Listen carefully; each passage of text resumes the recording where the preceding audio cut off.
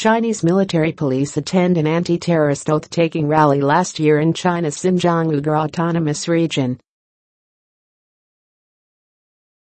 AFP Getty Images, by Vanessa Lide and Justin M. Jacobs. October 31 at 6 a.m. Earlier this month, Shohrat Zakir, the chairman of China's Xinjiang Uyghur Autonomous Region, confirmed the existence of a vocational education and training program that is designed to counter terrorism and extremism among the more than 10 million Uyghurs who live in China's far northwest.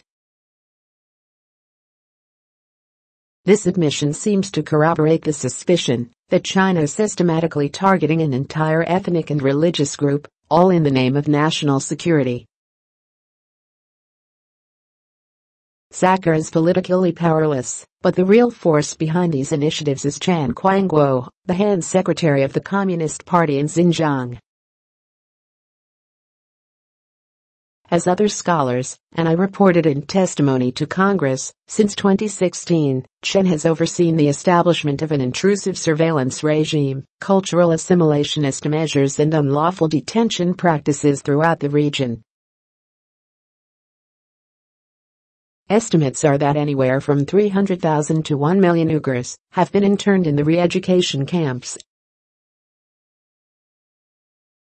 A more assertive Beijing raises new questions for U.S. China relations. Chinese leaders have tried, but failed to assimilate the Uyghurs before. Due to a dramatic change in China's global clout and influence, Beijing may now find its assimilation plan easier to implement. China has a history of civilizing missions. The region today known as Xinjiang, New Territories, historically has been loosely and temporarily incorporated into several Chinese states. Its boundaries, however, took shape in the 18th and 19th centuries, when the Manchu emperors of the Qing dynasty oversaw successive conquests of the region. Like their predecessors, the Manchus allowed considerable cultural, religious, and linguistic autonomy among their new Muslim subjects. This loose-rein, Jimmy, approach faced a severe test in 1864, when the Central Asian general Yaqub Beg successfully overthrew Qing rule in Xinjiang. The Qing armies returned a decade later, led by a new generation of zealous Han officials determined to transform Uyghur hearts and minds. By instilling Confucian values and fostering Chinese language abilities among people whom they referred to as Turban Heads, Beijing hoped to undercut the appeal of cultural and religious overtures from Central Asia and the Middle East. That first Confucian civilizing mission in Xinjiang failed miserably.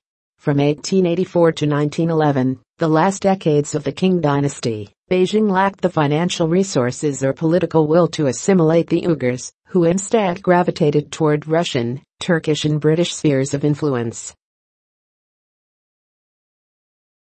This failure revealed an enduring strategic logic still in evidence today. A peaceful Xinjiang will be met with the politics of accommodation, but Beijing reacts to violence in Xinjiang with renewed assimilation efforts, couched in terms of a civilizing or modernizing mission.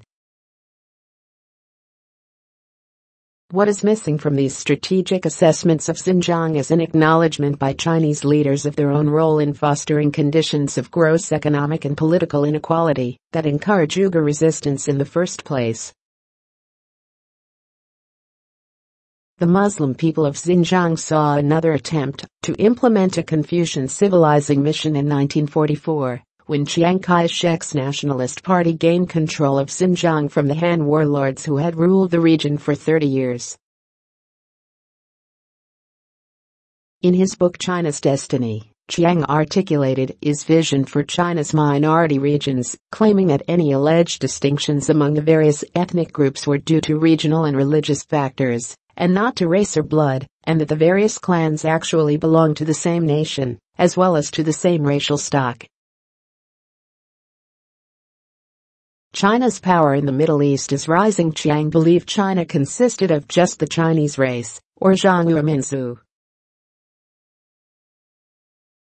As I show in my book, Xinjiang in the Modern Chinese State, it was Chiang's attempt to realize this vision that led to the appointment in 1944 of his trusted colleague Wu Zhangxin as the first nationalist governor of Xinjiang. But within a month, Uyghur and Kazakh insurgents, backed by Soviet arms and advisors, rebelled against Chinese rule. 5 years later, the nationalists fled to Taiwan, leaving Mao Zedong's Communist Party to launch the People's Republic of China in 1949. Xi Jinping has a new plan for Xinjiang. Chinese policymakers and scholars are again promoting the ideal of a single Zhonghu Minzu, the desirability of transformation and the necessity of Chinese language instruction. Beijing is now rolling back the policy of accommodation that has existed, for the most part, for ethnic minorities in Xinjiang in recent decades, in response to the perception of a geopolitical threat. Here's what changed. Over the past 5 years, a small number of suspected Uyghur terrorists have managed to organize a suicide car crash in Tiananmen Square and a mass knifing attack in the city of Kunming, among other incidents.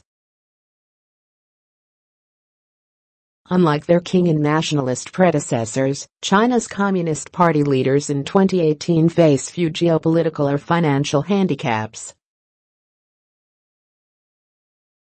Foreign imperialists no longer threaten China's borders, and China is no longer in debt to Western powers. The specter of domestic political instability is significantly diminished. This means Beijing can act with relative impunity in Xinjiang, without fear of retribution or intervention. This may be China's worst human rights crisis since the days of Mao and the Cultural Revolution, but even most Muslim countries have kept their silence. In fact, the only obstacle still standing in the way of the wholesale assimilation of the Uyghur people is the communist state's own institutional legacy of ethnic tolerance. In the 1950s, under the influence of the Soviets, Mao and his colleagues in the Communist Party embraced a nationwide system of territorial and linguistic autonomy, preferential family planning policies and favorable university admission quotas for the exclusive benefit of the Uyghurs and other designated minority groups. These policies lent some measure of substance to Beijing's claim that it had liberated the Uyghurs in 1949. Beijing seems far less concerned about how the world perceives its actions in Xinjiang today. But by turning their backs on the politics of accommodation, Chinese leaders almost certainly are sowing the seeds of future generations of conflict, no matter how successful the current assimilatory efforts may be. As homegrown terrorist attacks throughout the Western world have repeatedly demonstrated, cultural and linguistic assimilation is no guarantee of political integration. Justin M. Jacobs is an associate professor of history at American University and the author of Xinjiang in the Modern Chinese State, University of Washington Press, 2016.